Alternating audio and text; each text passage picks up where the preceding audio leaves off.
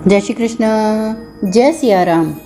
कली हनुमानी, हनुमान जी की आध्यात्मिक शिक्षाएं, अध्याय 5, भाग 2, मृत्यु को हराना। हनुमान जी उर्मी की बीमारी को ठीक करने के पश्चात उसकी जान बचाने की योजना बना रहे थे। हनुमान जी ने उर्मी को एक महिला की ओर संकेत करते हुए उसे देखने को कहा और पूछा कि वह महिला मुझे नहीं देख पा रही, परंतु आप मुझे देख भी पा रही हो और सुन भी पा रही हो, ऐसा क्यों? उर्मी उस महिला की ओर देखकर कोई उत्तर देने ही वाली थी कि उसके चिरंजीवी गुरु ने अपने प्रश्न का स्वयं उत्तर दिया, क्योंकि आप एक शक्तिशाली आत्मा हो। आत्मज्ञान ही शक्ति है। आपकी आत्मा इस धरती पर विचरण कर रही करोड़ों आत्माओं से भी शक्तिशाली है। उनमें से कुछ आत्माएं मेरी उपस्थिति को अनुभव तो कर सकती हैं, परंतु आपकी तरह मुझे देख नहीं सकती। वे एक क्षण के लिए शांत रहे ताकि उर्मी उनके शब्दों पर ध्यान कर सके। उस पक्षी को देखो, हनुमान जी ने पेड़ की एक शाखा से उड़ान भर रहे कबूतर की ओर संकेत करते हुए कहा। यह उड़ सकता है, परंतु आप क्यों नहीं उड़ सकती? हाँ, आप उड़ सकती हो, परंतु आपकी देह नहीं उड़ सकती, क्योंकि देह की कुछ सीमाएं हैं। परंतु आप एक देह नहीं हो, आप आत्मा हो। आप मानव देह को छोड़कर एक पक्षी की देह धारण कर सकती हो और एक अच्छी उड़ान के पश्चात पुनः इसी देह में आ सकती हो। उर्मी ने आसमान की ओर देखा। कबूतर ऊंचा उड़ता जा रहा था। आसमान में उड़ने के विचार से उसे अधिक आकर्षित नहीं किया था। एक अलग ही विचार उसके मस्तिष्क में आया। यदि मैं देह बदल सकूं, तो मैं इस पृथ्वी के राजा की देह में प्रवेश करना चाहूंगी। मैं उन सबको दंडित करना चाहूंगी जो जंगल को हानि पहुंचाते हैं। मैं ऐसे नियम बनाना चाहूंगी जिनसे मनुष्यों के लालच पर लगाम लगाई जा सके और पर्यावरण को बचाया जा सके। नहीं उर्मी, इस जाल में मत फंसो, हनुमान जी बोले। ऐसे विचार मनुष्यों को उनकी देहों से बांध कर रखते हैं। आपने जो अभी अभी सोचा, उस पर मैं रोशनी डालता हूँ। आपकी यह धारणा है कि राजा किसी साधारण मनुष्य से अधिक शक्तिशाली होते हैं। जंगल से बाहर रहने वाले मनुष्यों के प्रति आपका पूर्वाग्रह है। आप सोचती हो कि वे लालची और बुरे होते हैं। आपने कहीं से यह सीख लिया है कि सत्ता प्रणाली का एक अहम भाग दंड देना भी है। आपकी यह धारणा है कि पर्यावरण की रक्षा करनी चाहिए। शक्तिशाली कमजोर, लालची उदार, दंड पुरस्कार, रक्षा विनाश आदि के विचार आपको मानव पहचान और मानव देह में बंदी बना के रखते हैं। हाँ, मानव जीवन को जीते समय इन विचारों से संबंध रखना आवश्यक हो जाता है, किंतु यदि आपको अपनी आत्मा स्वतंत्र करनी है तो आपको हर उस चीज, हर उस विचार से मुक्ति पानी होगी जो आपको उर्मी नामक महिला की पहचान में बांधते हैं। उर्मी हनुमान जी द्वारा कहे गए शब्दों का मूल तत्व समझती थी। वह जानती थी कि हनुमान जी क्या कहना चाह रहे थे। उसका इस बारे में स्वयं का भी अनुभव रहा था। उसने इस अद्वैत भाव को अपने भीतर भी अनुभव किया था। उदाहरण के तौर पर वह अपने समाज के हर नियम का पालन करने और करवाने में विश्वास रखती थी, परंतु उसके साथ साथ वह ऐसा करने को व्यर्थ भी समझती थी। वह कभी कभी उन साधुओं की तरह अनासक्त भाव में लीन हो जाती थी जो जीवन के विरोधाभासों, यानी अच्छा बुरा, सही गलत, ऊंचा नीचा आदि से परे शून्य की अवस्था में लीन रहते हैं। आपको अपनी आत्मा की शक्ति को पहचानना होगा उर्मी। उन लाखों करोड़ों मनुष्यों की तरह मत बनो जो अपने तन मन के बंदी हैं, हनुमान जी ने कहा। उर्मी न केवल उनके शब्दों को सुन रही थी, बल्कि उन शब्दों को अपने निजी अनुभवों से भी जोड़कर समझ रही थी। मैं आपको समर्पित हूँ देव। मुझे आप जिस रास्ते भी ले जाना चाहो, मैं उसी रास्ते चलने को तैयार हूँ, उर्मी ने कहा। कुछ समय पहले आपकी आत्मा स्वप्न लोक में थी, क्या आपको स्मरण है? हनुमान जी ने पूछा। हाँ देव, मैंने स्वप्न लोक के बारे में बाबा से जाना है। जब मेरी देह यहाँ पर सो जाती है, तब मेरी आत्मा उस लोक में यात्रा करती है। क्या आपने कभी विचार किया है कि आपकी आत्मा सहस्त्रों मील दूरी तय किए बिना और बिना समय लिए कैसे वहाँ पहुँच जाती है? यदि हम दूरी की बात करें तो स्वप्न लोक तो हमारे सूर्यमंडल में भी है, हमारे सूर्यमंडल से भी अधिक दूरी पर है। वहाँ पर देह का जाना तो बिल्कुल असंभव है, परंतु आत्मा वहाँ कैसे जा सकती है? क्या आपने सोचा है कि आत्मा वहाँ कैसे पहुँच जाती है? हाँ देव, मैंने बाबा से यह ज्ञान प्राप्त किया है। आत्मा ब्रह्मांड में कहीं भी यात्रा कर सकती है, किंतु केवल तभी जब आत्मा अपने ऊपर लदी कर्म और इच्छाओं की प्रकाश पोटलियों से बाधित ना हो। हनुमान जी ने उर्मी का वाक्य पूरा किया और बोले, आत्मा के लिए दूरी कोई मायने नहीं रखती। आत्मा के लिए यह वृक्ष उतना ही दूर है जितना चंद्रमा। यदि आपकी आत्मा कर्म और इच्छाओं की प्रकाश पोटलियों से बाधित ना हो तो वह चंद्रमा पर भी जा सकती है और सूर्य पर भी, वह भी बिना कोई समय लिए और बिना कोई दूरी तय किए। कर्म और इच्छाओं की सांसारिक भाषा में क्या अर्थ है? कर्म और इच्छाएं आपकी पहचान बनाती हैं, जिसमें आपकी धारणाएं, चित्त वृत्ति, आपके राग, आपके द्वेष आदि आते हैं। मैं आपसे यह अपेक्षा नहीं रखता कि आप कर्म और इच्छाओं की सभी प्रकाश पोटलियों को तुरंत त्याग दो।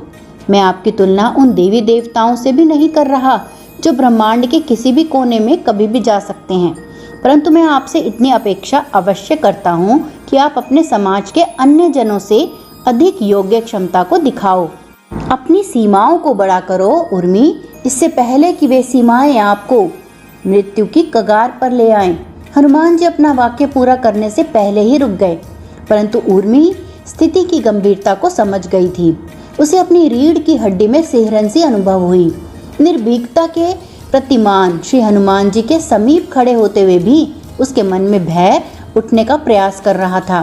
देव, योगियों द्वारा एक देह से दूसरी देह में यात्रा करना कैसा होता है? क्या वह सपनों की तरह होता है जहां हम अनियमित और क्रम रहित दृश्य जीते हैं? हाँ, कुछ कुछ वैसा ही होता है, हनुमान जी ने उत्तर दिया। वे उर्मी का भय भांप चुके थे।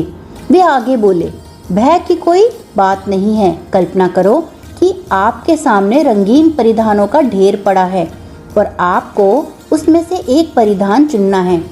तन परिधानों की तरह होते हैं। आप एक ही परिधान के भीतर बंद हैं, मानव परिधान के भीतर। जब आप अपने आप को इस परिधान से स्वतंत्र कर लेती हो तो आपके लिए बहुत सारे परिधान उपलब्ध हो जाते हैं, जिनमें से आप कोई भी पहन सकती हो। आप वही पहनोगी जो आपको सबसे अधिक उपयुक्त लगेगा। हे देव, मैं इस परिधान से मुक्त होने की इच्छा प्रकट करती हूँ। कृपया मेरा पथ प्रदर्शन करें। उर्मी अपने भय को उच्च स्वर के पीछे छिपाने का प्रयास करते हुए बोली। उसकी दृष्टि भूमि पर थी और गर्दन अकड़ी हुई। एक विशालकाय बादल जो मृत्यु से भी काला था आसमान में छाकर सूर्य को निगल चुका था। आंधी आने वाली थी। पक्षी शांत हो चुके थे। पशु अपने ठिकानों की ओर दौड़ रहे थे। वहां पर उपस्थित कबीलाई जन भी अपना कार्य शीघ्रता से निपटाने की चेष्टा कर रहे थे ताकि अपने अपने डेरों की ओर शीघ्र प्रस्थान कर सकें। उर्मी की सहेलियां इकट्ठी की गई ईंधन की लकड़ियां बांध रही थीं। उर्मी चूंकि हनुमान जी की दिव्य ज्योति के नीचे खड़ी थी, इसलिए उसका ध्यान अपने आसपास बढ़ते जा रहे अंधेरे पर नहीं गया था। मैं आपको एक राजा की कहानी सुनाता हूँ। हनुमान जी ने गहरे ज्ञान को तुरंत प्रदान करने का उपाय निकाला और बोले, एक राजा का भव्य महल था। वह अन्य राज्यों से मेहमानों को आमंत्रित करके उन्हें अपना महल दिखाता और इतराता था। यदि उसे अपनी संतान और महल में से एक को चुनना होता तो वह कदाचित अपना महल चुनता। इतनी आसक्ति थी उसे वास्तुशिल्प के उस नमूने के प्रति। उसने उस महल को बनवाने में अपने जीवन का अधिकतर भाग व्यय कर दिया था। इतना सुंदर और भव्य घर संसार में कदाचित ही किसी अन्य के पास था। एक दिन एक महात्मा उसके महल पधारे। जब वे भोजन कर रहे थे तब उन्होंने राजा के कर्म और इच्छाओं का गणित पढ़ा और उसके भविष्य में आ रही विपदा को देखा। उन्होंने राजा को बताया कि यह महल आने वाले शनिवार को जलकर राख हो जाएगा। यह अमंगल भविष्यवाणी सुनकर राजा का हृदय बैठ गया और पैर सुन्न हो गए। वह महात्मा के पैरों में पड़कर गिड़गिड़ाने लगा और सहायता की याचना करने लगा। महात्मा ने एक उपाय सुझाया। बोले, यदि आप इस महल को बचाना चाहते हो तो आपको यह महल त्यागना होगा। आपको इसे पूरी तरह से भूलना होगा। शनिवार तक जंगल में जाकर किसी झोपड़ी में रहो। इस महल के बारे में कोई भी विचार आपको छूना भी नहीं चाहिए। अब राजा रोने लगा। उसे यह उपाय समस्या से भी बदतर लगा। वह उस महल को कैसे त्याग सकता था जो उसे इतना प्रिय था। महात्मा ने राजा की दुविधा को समझा और अपना अपने बताए गए उपाय के पीछे का रहस्य समझाया। वे बोले, बच्चे की तरह रुदन मत करो, आप राजा हो। सोचो, भाग्य में यह लिखा है कि आपका घर जल जाएगा, यह नहीं लिखा कि यह महल ही जलेगा।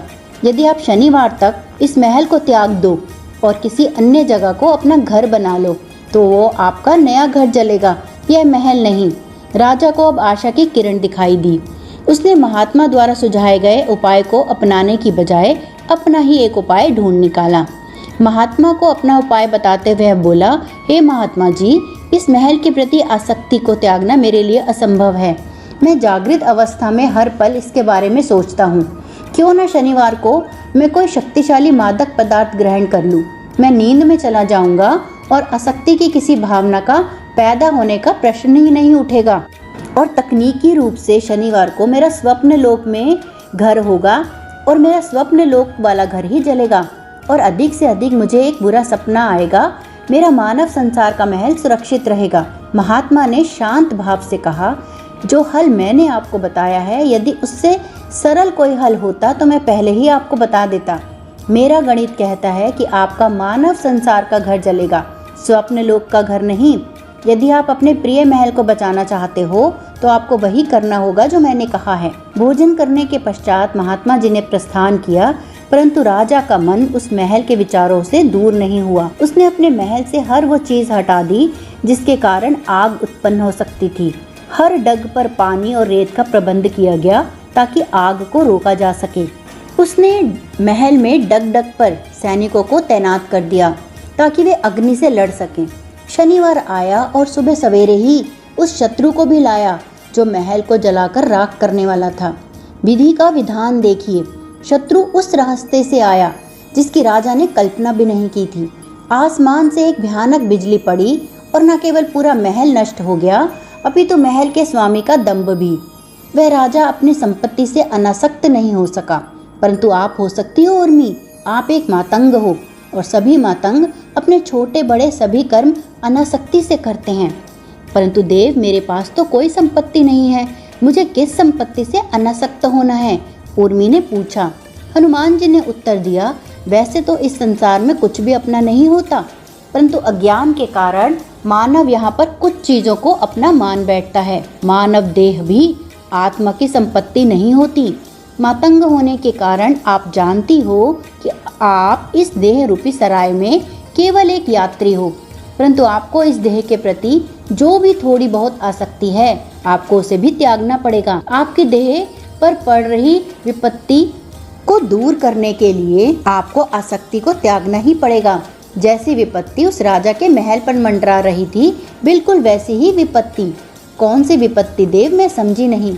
मृत्यु। जब से हनुमान जी ने उसको देह से अलग होने की तकनीक समझाना शुरू किया था, तब से वह भयभीत और चिंतित थी, परंतु मृत्यु की भविष्यवाणी सुनकर उसे डर नहीं लगा। परंतु पहले से जो डर और चिंता थी वह समाप्त हो गई। वह बोली, मैं समझती हूँ देव, आप भविष्य देख सकते हैं, इसीलिए आपको मेरी देह पर मृत्यु का संकट वैसे ही मंडराता दिखाई दे रहा है जैसे उस महात्मा को राजा के महल पर संकट मंडराता दिख रहा था। यदि मैं इस देह को पूरी तरह छोड़ देती हूँ और इसके प्रति सभी आसक्तियाँ समाप्त कर देती हूँ तो यह देह मेरी नहीं रहेगी। जो देह उस समय मेरी होगी वह मृत्यु को प्राप्त होगी, यह देह नहीं। बिल्कुल सही समझा उर्मी, हनुमान जी ने गहरी श्वास लेते हुए कहा। जैसी मैंने अपेक्षा की थी उससे भी अधिक सहजता से आपने इस भविष्यवाणी को स्वीकारा है। मुझे प्रसन्नता है।